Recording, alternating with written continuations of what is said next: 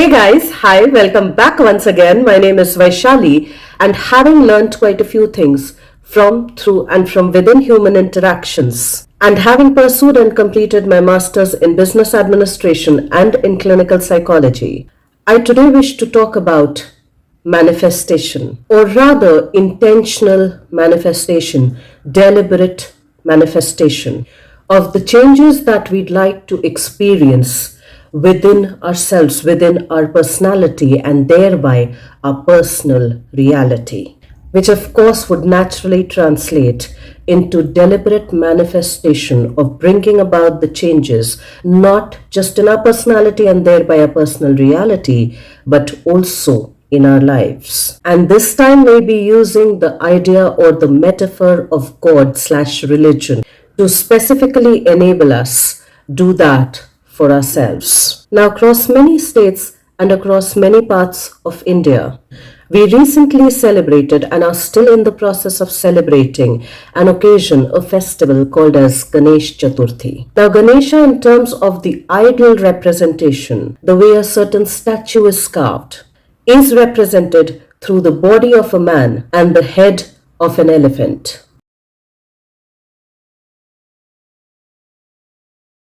And in a way, it can be thought of as a superspecies that has the amalgamated qualities, the integrated qualities of an elephant and that of a human. And in symbolic and in metaphorical ways, it represents a whole lot of permutations and combinations. It represents a whole lot of possibilities. And since humans have thought about this concept, we need to understand its symbolic and metaphorical representation so that we can start picking up the qualities and traits and all of the possibilities that humans can decipher for themselves, that humans can think for themselves to be able to embody it within themselves and amongst themselves as well. And in order to get the symbolic and metaphorical understanding of that, I shared this question with a lot of people around and I got a few answers. And the question went something like this.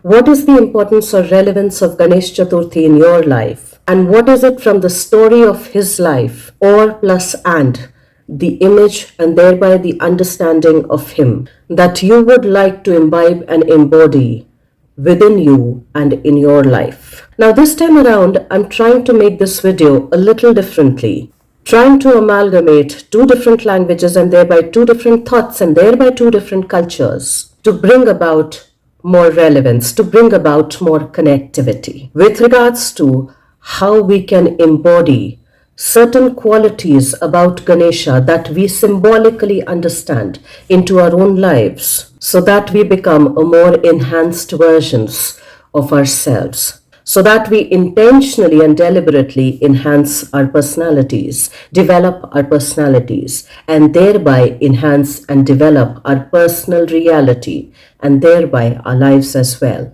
Which essentially through the question means कि गणेश चतुर्थी के बारे में या Lord Ganesh की life से या उनके idol के अंडरस्टैंडिंग से ऐसी कौन सी क्वालिटीज हैं उनके लाइफ में, उनके बारे में, उनकी पर्सनालिटी के बारे में, उनकी लाइफ के थ्रू जो आप अपने अंदर एम्बॉडी करना चाहते हैं. And unless we get specific about it, unless we have a detailed and a nuanced understanding of that, it's quite difficult to deliberately enhance our personalities. It's quite difficult to deliberately, intentionally manifest things in our lives. However, let's also bring to understanding that we are constantly manifesting things. The only difference is that most of the times we are manifesting it from our subconscious. For manifestation is all about bringing things into reality. Whatever we think, whatever we say, whatever we do, whatever we visualize, most of the times is not aligned, is not integrated. And thereby, many a times, whatever is our present reality and our personality is a manifestation of the subconscious, many a times of which we are not even aware of. So the idea this time around is to deliberately, to intentionally manifest our personality and thereby a personal reality and thereby the life that we wish to create and co-create for ourselves, amongst ourselves, within ourselves. So when I had shared this question with a few people, the responses that I got went something like this. Somebody shared, with regards to qualities from Ganesha or his life story, listening attentively.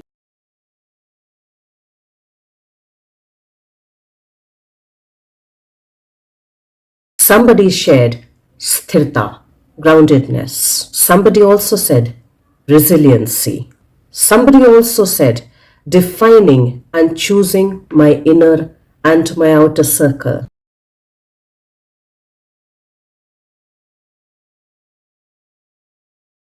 Essentially, what they were talking about comes from a story from his life that we all have heard, or at least most of us have heard, that Ganesha has a sibling called Kartikeya.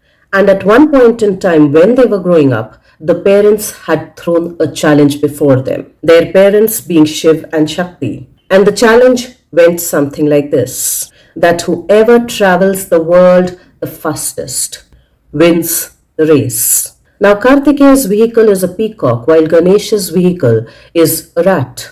Now, most of us, when we are growing up, are made to understand, are made to think, are delivered the message that Kartikeya hops onto the peacock, his vehicle, and flies off to travel and cover the circumference of the earth. While as Ganesha sits on the back of his vehicle, the rat, and makes one complete round around the parents who are sitting on a stone, on a mountain. Now, of course, the entire universe is watching this race, and nobody could understand as to what Ganesha did. So he ends up saying that for me, my entire world is my parents. And since that is my reality, my perceptual reality, my subjective reality, my internal reality, I have already won the race. Now, of course, Kartikeya, who had hopped on the peacock, comes after a while, and of course, and quite naturally, he thinks that Ganesha cheated him. And the moral of the story that was delivered to us was focus more on smart work, on intelligent work. And maybe through this story or the chapter of his life story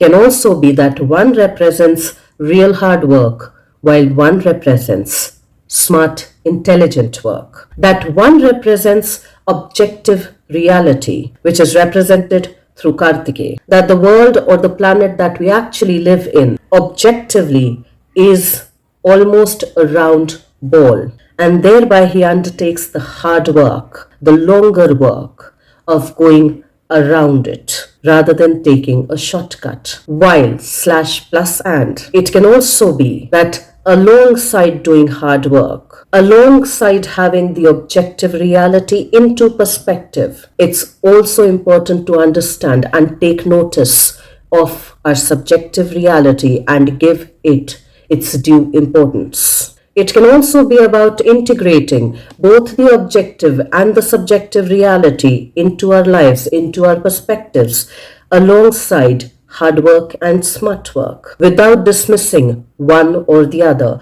without compensating or compromising one or the other. And it is through this story that somebody had also shared with me that probably this part of his life story also tells us that we need to choose our inner circle and our outer circle very carefully, very wisely, with the understanding that our inner circle will always be much smaller than our outer circle. And thereby it also talks about the quantity and the quality of relationships in our lives. The quantity versus the quality of things, of relationships, of social connections in our lives. And have we actually consciously chosen them wisely, or have they been manifested in our lives unknowingly, subconsciously? Because like the couples therapist and the relationship expert Esther Perel says, the quality of our lives depends on the quality of our relationships.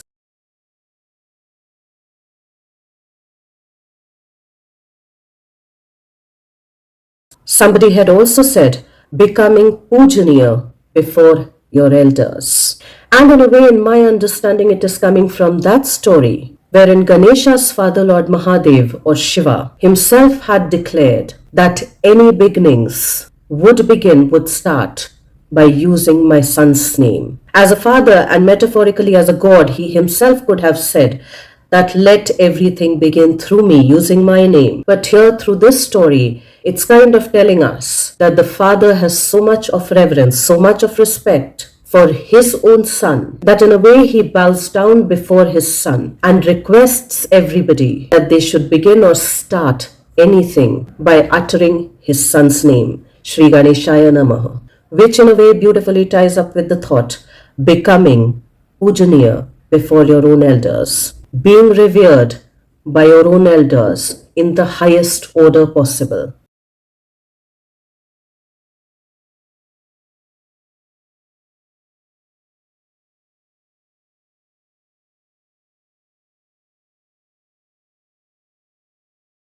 Now, somebody had also said being able to contain and process the information. Now, the container is quite naturally represented by his big head and his girth.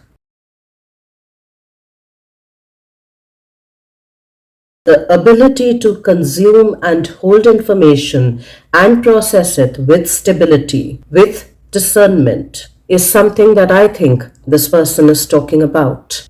Somebody also said becoming strong and courageous. Somebody also shared being respectable and respectful. Somebody also said having the ability to protect. Now, humans and elephants, both being social creatures, also have the capability to protect the ones that are not so strong, to nurture the ones, to support the ones within their own community, within their own tribe, within their own group, the ones that need a little more support, the ones that need a little more nurturing.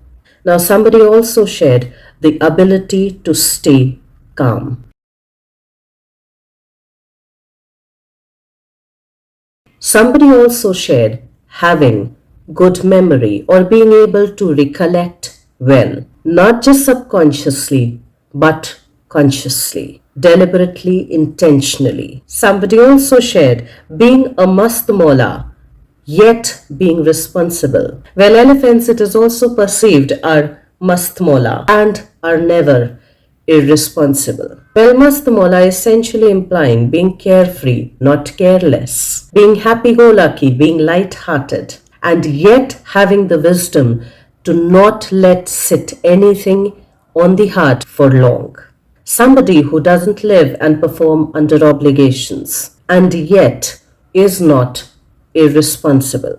So, somebody who's carefree, not careless, and yet is responsible. Somebody also shared, given the size of the elephant, that having the ability to actually live a big hearted life, which in a way beautifully correlates with Carl Jung's understanding that many people are living very small lives.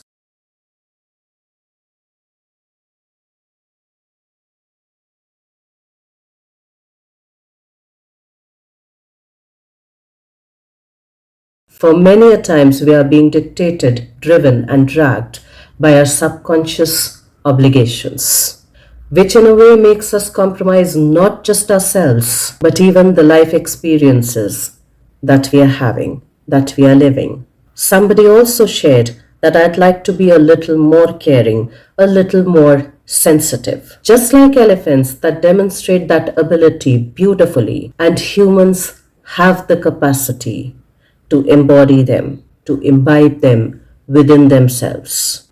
Somebody also said that I'd like to overcome my obstacles, more specifically, my mental, emotional obstacles. Somebody also said, I'd like to be humble. Somebody also said, I'd like to be more present. I'd like to be more humble, intelligent, knowledgeable, and smart. Well, they've shared this through one of the stories that's been told to us with regards to Ganesha's life, where he is the writer, the scriber of Mahabharata, and he is taking dictations from Ved Vyas, from Rishi Ved Vyas. Now, the humility of the representation of this god, the humility of the elephant and the man combined, to be able to take dictations from a rishi, from a sage, tells us that everybody can be a teacher if you are willing to be a student, if you are willing to be a disciple, the word from which discipline actually originates from. And in a way, they've kind of shared that the story goes something like this, that when Ganesha and Vedvyas decided to compose Mahabharat together, one being the orator and one being the scriber, the writer, it was agreed upon that till the time Ganesha is writing, the writer is writing, the orator would not stop speaking, and vice versa. That they could not leave their place, not just physically, but even mentally. They could not be absent minded. That they had to be mindful while this epic drama was being narrated, was being composed, was being written. That creativity requires complete presence, complete mindfulness. That one's ability to speak mindfully and the other's ability to listen attentively and absorb and digest the information attentively and process it at the same time wisely, without getting distracted, without getting disturbed, but being completely focused, being completely present, being calm and composed, being very stable, along with having the humbleness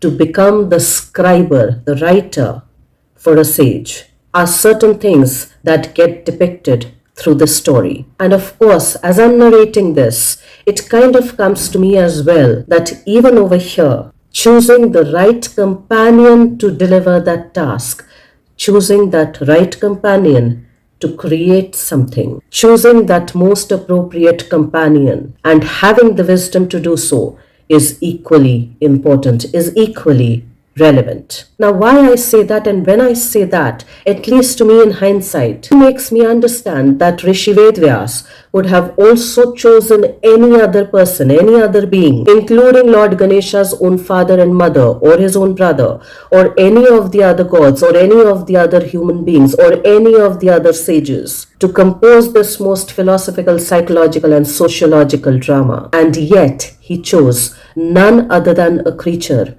who's half animal and half human, Lord Ganesha. Somebody also shared they'd like to become more reliable and a trustworthy friend, speaking wisely, being childlike,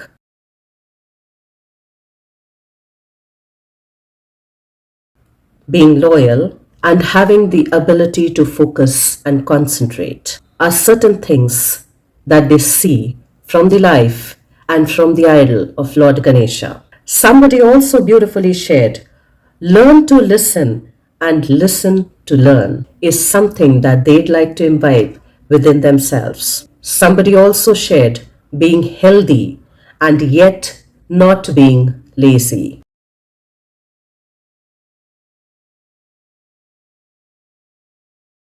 Somebody also shared being a great leader, being a big hearted and open minded and open headed, a good listening, compassionate leader. Somebody also shared having the ability to create, to be little more creative. Somebody also shared having the ability to learn new things. Somebody also said, Sri Ganesha, having the ability and the courage to start something big or small, having the ability to take calculated risks. Somebody also beautifully said, learning to accept and embrace myself, love myself completely, even with my imperfections. I'm trying to let go of my perfectionistic attitude. They further went on to say that through the idol, Ganesha is represented as a big man, not a very aesthetically pleasing man, not a man with six packs, not a man with eight packs, not a man with 12 packs. Plus, he doesn't have the face of a man, but rather of an elephant, with a broken tusk and a twisted nose.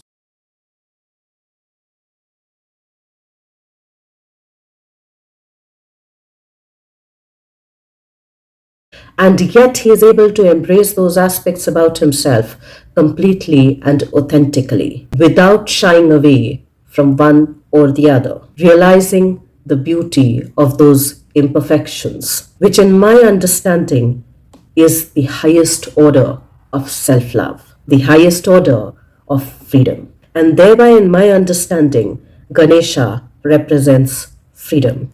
Well, that's something that I had never ever thought about.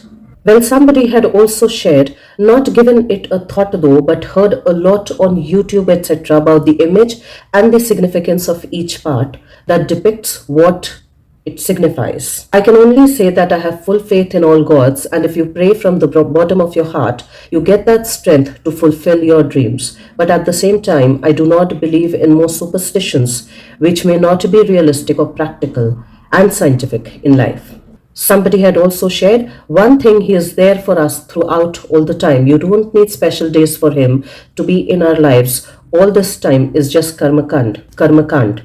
Getting Ganpati at home during this special puja for 10 days and all, he is there with you all 365 days, guiding us throughout. He is Buddhi Samriddhi God. Only people should think logically, maturely, otherwise all the puja and everything gone waste. Just keep his image in mind and heart, and all goes well. Somebody had also shared, Ganesh Chaturthi holds deep importance in my life as it marks the celebration of wisdom beginnings and the removal of obstacles. Lord Ganesha is revered as Vignaharta and Buddhi Bardhak, and this symbolism inspires me to start every new journey with faith, clarity, and humility. This festival is not only about rituals but also about pausing to reflect on how one can embrace qualities that lead to personal and professional growth. Somebody also shared, from Ganesha's life and image, what inspires me most is his balance of wisdom and humility. Despite being powerful, he always listens with patience, as symbolized by his large ears, reminding me to be a better listener. His small eyes inspire focus and concentration, while his large stomach teaches acceptance and tolerance of life's challenges. The broken tusk signifies sacrifice for a greater cause, encouraging me to prioritize long-term values over short-term goals/benefits. Somebody also shared, in the next 365 days, I wish to imbibe these lessons, developing patience in communication, focusing on my goals, cultivating resilience when faced with difficulties, and remaining humble in success. By embodying Ganesha's virtues, I hope to approach every task with wisdom, positivity, and determination. And they had shared this beautiful Sanskrit shloka, which goes something like this. Vakatunda Mahakaya Surya Koti Samaprabha Nirvignam Kurume Deva Sarvakaryeshu Sarvada. Somebody also shared, Ganesh Chaturthi reminds us that every new beginning becomes successful with Lord Ganesha's blessings. As Vignaharta, he removes obstacles. As Siddhivinayak, he grants wisdom, peace, and prosperity. Let us welcome him into our hearts, homes, and our lives, carrying his grace for the next year with positivity, unity, and strength. May Bappa guide us on the right path, bless us with happiness throughout the year. Somebody also shared, Ganesha for me stands for beginnings of all good things and courage. Courage to face all challenges, knowing he is with me. Somebody also shared, Hi Vaishali, you're asking the wrong person. I'm more of an agnostic, if not downright atheist. I used to invoke him by the name Krishna, and so I used to look forward to Janmashtami. Even Navratri used to have some sort of significance. But now personally, I seem to have lost faith in everything, and it's not a good place to be in. Maybe I would like to imbibe his wisdom and learn to protect myself. Somebody had also shared, I love Ganesh Chaturthi the most as the festival, not because of its religious significance. Exactly, I don't care or am bothered by it. But I love the city and the people the most when Ganpati rolls around. They are Maharashtrians, so proud of their culture, and it makes me feel proud. Because I was born and raised here, I love the Dol Pata so much that I have tears in my eyes almost every time I see them play. As for what I would embody, well, the faith of people in Ganpati is what I want to embody. They believe, they have the trust, they built that everything they wish for is gonna come true. Somebody also shared, for me the festival of Ganesh Chaturthi is not about devotion but also about directions too. It's a festival of joy, dance, music, aartis, late night gatherings, and fun too, which can never be experienced on any other period of the year. Somebody also shared Lord Ganesha, Vignaharta, which tells me he is an obstacle remover. But from what I take from this is many of our internal obstacles are fear, self-doubt, low self-esteem, anger, resentment, procrastination, ego, and our perspective. Somebody shared, to me, Ganesha imbibes, be a good listener and be patient. Be consistent. This too shall pass. And it's on us as to how we face the reality. Somebody also shared positivity in all manners of my life. Somebody had shared, tough question for me. Like I was saying, we are bound by religion. All I mean, no particular one. That was connected to freedom, the previous topic. Don't want to say that I'm against God. We have to know, love, and serve Him. I don't know if I'm of any help to you. God bless you. Somebody also shared, I consider myself an atheist, but yes, I do read books from why I am an atheist. By Bhagavad Singh to Ramayan, Mahabharat to Bhagavad Gita, and try to implement good values from them. The little that I know about Ganeshji, for me Ganesh Chaturthi goes beyond religious boundaries. It feels more like the reminder of values than rituals. When I look at the image of Ganeshji, I don't see a deity, but a symbol of wisdom, patience, and the ability to overcome obstacles. Somebody also shared, in the coming year, what I'd like to imbibe is his calm acceptance of challenges and his balanced way of looking at things. Balanced way of looking at life, listening deeply, speaking thoughtfully, large ears and small mouth, and moving steadily without rushing, his calm demeanor. Even though I may not be connected with the festival in traditional religious sense, I do connect with the essence of what it teaches, removing inner obstacles and moving towards clarity, compassion, and growth. So through all of these responses, at least in my understanding, when we bring in Ganesha, we can specifically choose 2 or 3 qualities from him or from his life or from the idol of him that represents something for us to imbibe within our own personality, within our own personal reality, and thereby intentionally, deliberately change our subjective reality. To me personally, it has lesser of a religious significance, but more of a practical significance if we were to truly analyze that and then take up 2 or 3 aspects from his life or from him or from our understanding of him to be able to imbibe that within ourselves, build in within ourselves within the next 365 days. And over here, I'd like to deliberately emphasize on taking up, picking up, choosing wisely 2 or 3 different aspects from his life or from him, from the symbolic understanding of him. Because if we take up more than that, we very likely will be overwhelming our senses by overstimulating them. And many a times, it's better to mindfully pick up 2 to 3 different small things and gradually build it into ourselves, gradually build it into our personality, into our system, without getting overstimulated, without feeling overwhelmed. Taking up things that we can literally consume and digest so that it becomes a part of us and not something that we get so overwhelmed by that we are unable to make the changes that we so desire for ourselves. Because as much as we'd like to change some things about ourselves, we also realize that any change happens over a period of time. It doesn't happen automatically. It doesn't happen over a night. But it happens with repetition by making it a habit, a deliberately chosen habit, not a subconscious habit. It happens with focus and it happens with perseverance and